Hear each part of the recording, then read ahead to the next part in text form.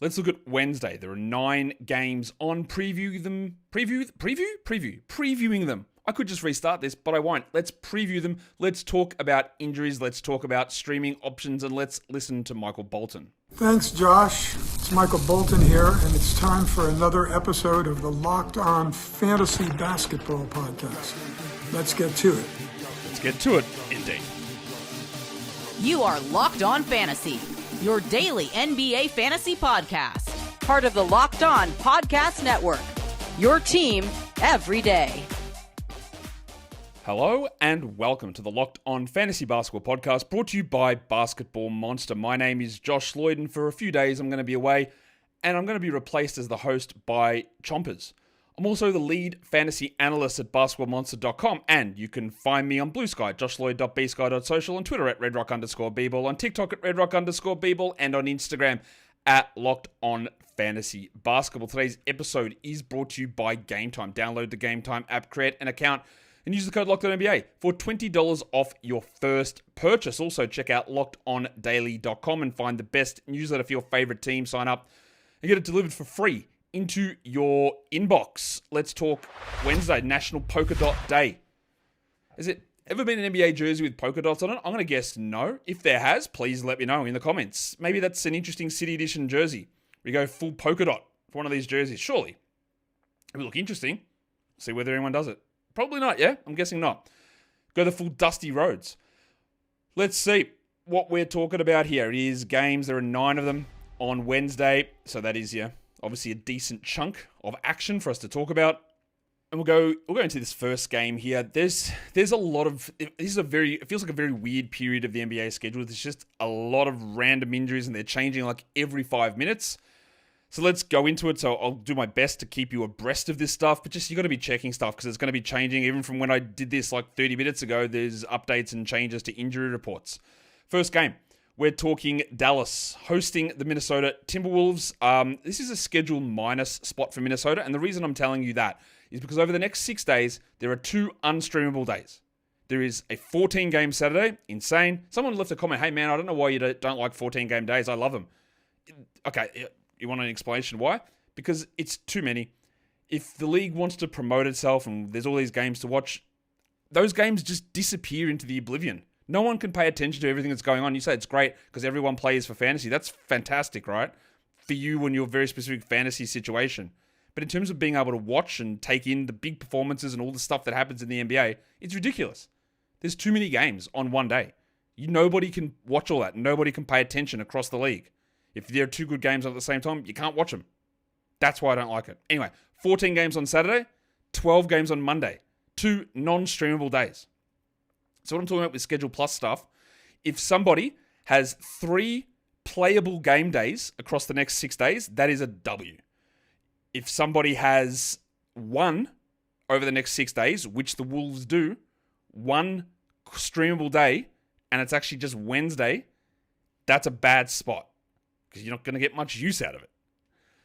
So the Wolves are 1.5 point favorites. DiVincenzo's out. Terrence Shannon's out, Luka Doncic is out, and I believe we just got a whopping update from the Mavs in terms of some of these guys who are in and out, because I didn't know that Dante X was going to be out. I assumed that Derek Lively was going to be out, so let's double check that as this literally just hit now. Let's have a look. Oh no, here we go. So Lively is questionable, Klay Thompson is questionable, Quentin Grimes is questionable, and Najee Marshall is questionable.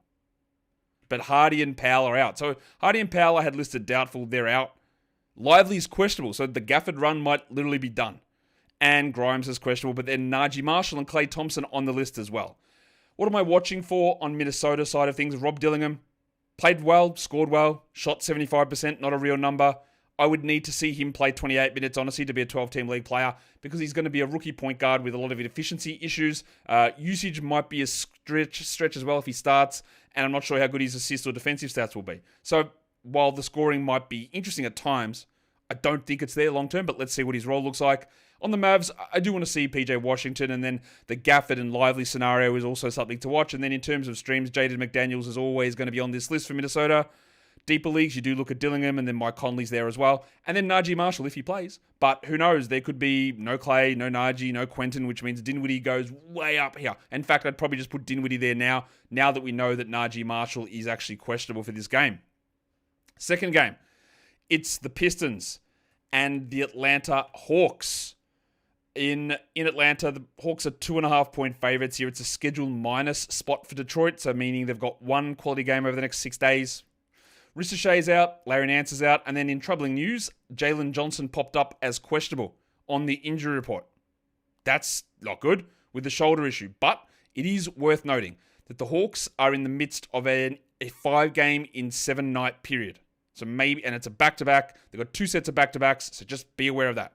Trae Young is probable as well. So again, just be aware that this is a busy period. They could decide to wholesale sit a bunch of guys, and then we'd look at Mr. Plowden. We could look at Keaton Wallace into those extra spots, Garrison Matthews, Vic Krejci, if they do decide that 5 games in 7 nights requires some maintenance for some of their players. Jalen Duren's been playing really well for Detroit. The minutes are up for him at the moment. We talked about how bad he was, and then we've noticed that the trend over the last 2 weeks has been to improve. He continues to improve. So let's just see, does that happen? Does he keep improving? And of course, on the Hawks side, we're watching Onyeka Okongwu. I'm assuming that he starts. What I want to see really with Okongwu is if he starts, is he 30 minutes? Or is he 26 minutes? It was 28 last game. So that was fine, but I want to see where we go with this. In terms of stream guys, Malik Beasley's just always going to be one of those guys, I think, for the Pistons that we look at as a streaming option. And then we look at on the Hawks side of things with the uncertainty around, well, Ricochet's out, and the uncertainty around Jalen Johnson, Vic Krejci, who's been putting up close to 12-team numbers and probably definite 12-team numbers with Jalen out. So he becomes a stream guy for us in that particular position. Let's go on to the next game. We're talking Phoenix and Brooklyn. And while we can have a bit of fun about BDNR and last game, how it was a tough matchup and the fouls, and yes, I don't think he's a very good player overall, this is the best spot you will find. I am predicting that Nick Richards has an absolute monster. Also predicting he has a big game in this one. I think it's going to be huge against Brooklyn because it's Brooklyn on a back-to-back who are going to be sitting guys out. I think Richards is going to cook them. Zach Edey cooked these guys earlier in the season. There is so many centers who've had their season best numbers against Brooklyn. I think this is going to be a big BDNR game. The Suns are 10.5-point favorites. It's a schedule minus spot for both teams. Nurkic is out. Bradley Beal popped back up as questionable. That's great. With the ankle, we are moving very close to Bealo being a drop. Very close. Very close. Cam Thomas is out. They said, there's no real update. He's doing some on-court work with no contact. That's another week at least, I'm guessing. Bogdanovic, Watford, Maxwell Lewis out. The other stuff is going to be tricky because they play Tuesday. D'Angelo Russell's going to play Tuesday. Ben Simmons is out Tuesday. So I think that it switches. And Russell will be out on Wednesday. And Simmons plays Wednesday. I very much doubt Cam Johnson plays. So I'm putting him doubtful. I'm not including him in the projections. I don't know if he plays. Zaire Williams, I didn't even include him on that injury list. Zaire Williams is out for Tuesday. So I don't know whether he plays Wednesday. And I also think that Nick Claxton might sit. He had that fake hamstring thing last time he had a back-to-back. He sat one of them, played the other one. Does that pop back up again? Don't be shocked if Johnson, Russell, Claxton are all out and Simmons returns. That's my expectation. So I do think that Nick Richards, who was in foul trouble and was bad and is a bad defender, but he might pull down 17 rebounds in this game. He might shoot 75%. I think it is a big opportunity for him. That's what happens. Bad centers, mid centers look like all-stars against this squad. In terms of stream guys, Grayson Allen, or if Richards is available, you stream him. Grayson Allen would be the other one in Phoenix, but there's so many different options there with Dunn and O'Neal and Beal. If Beal is out, all of them rise up. And then I really like Ben Simmons as a stream because my expectation is Simmons plays, Russell's out, along with everybody else. So I do think it's a really good spot there to stream in Big Ben Simmons. Today's episode is brought to you by the Game Time app. Game Time, new features. They're always bringing them in, but Game Time Picks is the best thing they've got at the moment. Because when you want your tickets to your events, local sports or comedy, music, theatre, whatever it is, Game Time Picks helps save you time, save you money. In fact, some may say it takes the guesswork out of buying those tickets because it just filters out the fluff and it shows you the good options, the best value options, the best seats in these areas. You've got the views from your seat, so you can actually see what you're going to see. You've got the all-in pricing, so the price is there up front. All of that pushes together to make it the best ticket buying experience that you could have. So take the guesswork out of buying tickets with Game Time. Download the Game Time app, create an account, and use the code LOCKEDONNBA for $20 off your first purchase. Terms apply. Again, create the account. The code is LOCKEDONNBA for $20 off. Download Game Time today. What time is it? Game time. All right. Let's hit the next one. That's 3 games down. We've got Hornets and Grizzlies as the next one, and I'm certain we're going to get some randomness with the Grizzlies and their injury reporting. We know how this goes. The Grizzlies are 11.5-point favorites here. Neither team is in a plus or minus schedule spot. Brandon Miller, Trey Mann are out. Vince Williams is out. I didn't expect that Marcus Smart is going to play, and he's officially ruled out. Jake LaRavia, though, has popped up as doubtful, so that's interesting with back soreness. And then Luke Kennard is listed as probable. All right, so LaRavia out. That might mean that G.G. Jackson is able to play a little bit more. So that's something to watch.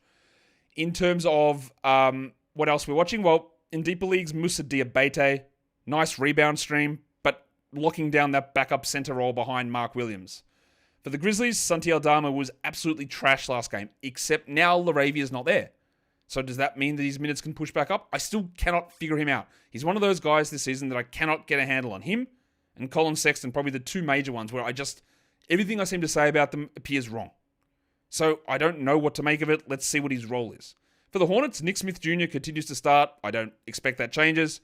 I do expect that he doesn't shoot 54% like last game, so get ready for a 2 of 13 shooting night. But volume is making him interesting for stream. And then Brandon Clark is probably a nice Grizzlies stream guy. I don't mind that. He's not going to blow you away, just providing little bits and pieces of value. The next game is the Jazz and the Thunder. And this, of course, is... we talked about this after the Jazz game yesterday. And I said they have got a run of about 11 games in a row against very good opponents. So let's see how they decide to manipulate the injury report. In terms of schedules, it's a schedule plus spot for OKC. Not many teams have got a plus. And it's a minus for Utah. So what we know is that Jordan Clarkson is out. Johnny Juzang is out. And then we got updates. Cody Williams sprained his ankle. It appears that might be a long-term thing. He has been ruled out of this game. So that's done. But then we got the other stuff. Colin Sexton and Walker Kessler, both available. So they had alternated games off for rest against Brooklyn, Charlotte, New Orleans. Yep, 4 terrible matchups or 4 bad opponents. These ones against the Thunder, they're both available. Shocking. What you'll also notice is that I said I don't know about Larry Markkinen or John Collins. They're both upgraded to questionable. They're going to do it. They are going to do the blatant thing that I called out. Anyone could have seen this. They're going to do it. Against the good teams, these guys are going to be miraculously healed. Against the bad teams, they're going to sit. That's, I think, what's going to happen. Now, maybe Markkinen and Collins do get ruled out. I don't know. But Collins and Sexton and Kessler both playing. So your Eubankses and Filipowskis and maybe even Collier still would hold him. Might be impacted here. Just watch that. For the Thunder, Hartenstein and Holmgren remain out, and the Bronco is listed questionable, because it might be the opposite for the Thunder. Against a bad team, they just might say, we can just sit you down if you're a little bit banged up. Jalen Williams sat the last game against the Nets, where they won by 26. Maybe he sits this one as well. And it's the first game of a back-to-back for OKC. So, yeah. Keontae George playing well. We'll see what happens for George if Markkinen and Collins play. What does his usage look like? How does that all work out? And then the Hong Kong mattress, Case and Wallace. Nice steal numbers, not really doing much more than that. And we're just constantly watching to see if there's any growth in other areas. In terms of streams, Isaiah Collier is the Jazz guy. Sexton playing impacts him, but I still think he gets 27 minutes at least. And then Pig Williams, starting center for the Thunder. He could really cook in this game. He's been very good the last 2 games, and he's probably worth having a look at. The next game, we're talking Cavs, Rockets. This one, thankfully, a little bit more straightforward in terms of what a team's going to do with their nonsense. It's a schedule minus spot for the Rockets. The Cavs are 3-point favorites. In terms of who's in or out, Okoro and Mobley have been ruled out now. But Karis LeVert is questionable. So no Mobley, no Okoro. So it'll be Strus and LeVert who will potentially start. And then George Niang to get a little bit of boost as well as Dean Wade. Jabari Smith is out for Houston, and Steven Adams missed the last game, so I'll put him as questionable. I don't believe there's been an official update on Steve-O here. Oh, no, there is. He's off the injury report, so he's ready to go. He had a migraine. Oh, there you go. So we're good to go. I want to watch Don Mitchell. It's more about, can we get a level of consistency in Mitchell? And then for the Rockets, Jalen Green. Well, what is it now? How quick does he bounce back from an absolute stinker? Do we go on a 1 week run of 40% shooting, or does he get back to being good? In terms of stream guys, Max Strus and Karis LeVert, as well as George Niang for the Cavs, really step up. And then Dylan Brooks is always going to be on your Rocket stream list. Tari Eason and Ben Thompson just need to be rostered clearly. Dylan Brooks is your stream guy, but that can go awry really, really easily. Bucks, Pelicans. In New Orleans, let's take a look at the injuries, the injury situation for these ones. Big Boom AJ Green is out. They've listed Yanni and Chris Middleton as probable. This is the first game of a back-to-back, so Middleton's almost definitely going to sit on Thursday. Beauchamp also probable, while for the Pelicans, Ingram and Jones are going to be out. The question's going to be about Yves Missi and Zion Williamson for New Orleans. And I'm just going to see if that question's been answered. It sort of has. They're both listed as questionable. That's great. So Zion and Missi both listed questionable with illness, while DeJounte Murray is also probable. Bobby Portis is really struggling. Minutes are down. He's not shooting well at all. He is primed for a hot streak run. Just be aware of that. He is primed for a hot streak run. Maybe it starts here. I don't know. But we want to see what happens. And then for the Pelicans, old mate CJ McCollum, bananas stuff yesterday. So what kind of nonsense is he going to give us here? In terms of stream guys, it probably is the artist formerly known as Torian Prince. For the Bucks, it could be Gary Trent. And then for the Pelicans, Jose Alvarado, maybe. But also if Zion's out, it's Javonte Green. Or it's Daniel Tice if Yves Missi's out, depending who's available, who's not. Next game. Oh, yeah. Warriors, Kings. Golden State got absolutely pummeled the last time out. The Kings are 8-point favorites. The Celtics cooked the Warriors last time. Draymond's out. Kuminga's out. We don't have the updates yet on Brandon Podziemski or Kyle Anderson, and that's going to have a big impact. I don't think Podziemski plays. Anderson, I'm not sure about. And I put Steph there as rest because he's sort of sat one game of the back-to-backs, and this is the first game of back-to-back. They go home to play the Bulls on Thursday, and now they're at Sacramento here. So I think Steph probably plays this one and sits the game on Thursday, but I don't know. And obviously that is just something we need to pay attention to. And then on the Kings side, Devin Carter missed with some wrist issues. He's questionable. Doesn't really matter. For the Warriors, Trace Jackson-Davis, field goal percentage way down. Not really sure why. He's sort of been quite mid, and I think that he's probably a guy to roster, but also he's not that good that he needs to be held through everything. For the Kings, it's really about, again, the DeRozan, the Fox, the Sabonises, the Murrays, how it all sort of works. We're always watching and monitoring that. In terms of streams, I'm expecting, Draymond out, obviously, but Podziemski and maybe Anderson, so Moody, I don't think they'll start Gary Payton. I think Moody might get another chance to start, and that might be at least streamable. And then Keon Ellis, even in limited minutes, is at least a steal streamer, and it would take some weird stuff to get him to 28 minutes, but in 20 minutes, he can still be sort of useful most of the time. The final game. Boston and the Clippers, and another situation where these two teams are in the midst of a very, very, very busy period. They're teams with guys who need rests and are banged up, so it's a weird injury spot. The Celtics are 6-point favorites here, and this is the first game of a back-to-back for Boston. Last time on their back-to-back Friday, Saturday, Porzingis and Horford played together, and then they both sat the next day. I don't know what they're going to do. I'll put Porzingis doubtful here, Horford questionable, but they could both play. They could both sit. Their next game on Thursday is against the Lakers, so I don't know how they want to do it. We'll see. They're sitting, I'm guessing, Porzingis claims he's going to play both games. He said, maybe. I don't think so. But we'll see, right? There's a chance of this. And then for the Clippers, it's their 5-game, 7-night period. I said the other day that they had a one-off game come up. They didn't. It's actually, they go back-to-back, then back-to-back, and then Saturday. So, it's a bad spot for them in terms of being able to rest. Kawhi should return for this one, then sit on Thursday, but Harden, Powell, Dunn, Zubats, all got to watch those. Zubats missed the last game with a corneal abrasion, but Harden is going to sit one of these two games. So is Powell, so is Dunn, I'm pretty sure. So we'll see how it goes. For the Celtics, Derek White, he does need to pick it up. Obviously, his numbers are down, his usage is down, his shooting is down. It's all going to pick up, I'm sure, at some point. And then we're just watching Kawhi Leonard. Where do the minutes go to? How does he look in these minutes? Because he's always rusty the first couple of games, but he looks good. Now it's about staying healthy. In terms of stream guys, maybe Luke Cornett, but he could be completely useless. Or he could be a game changer. I just don't know how they're going to run it. And then Derek Jones is probably the Clippers guy that we take a look at here.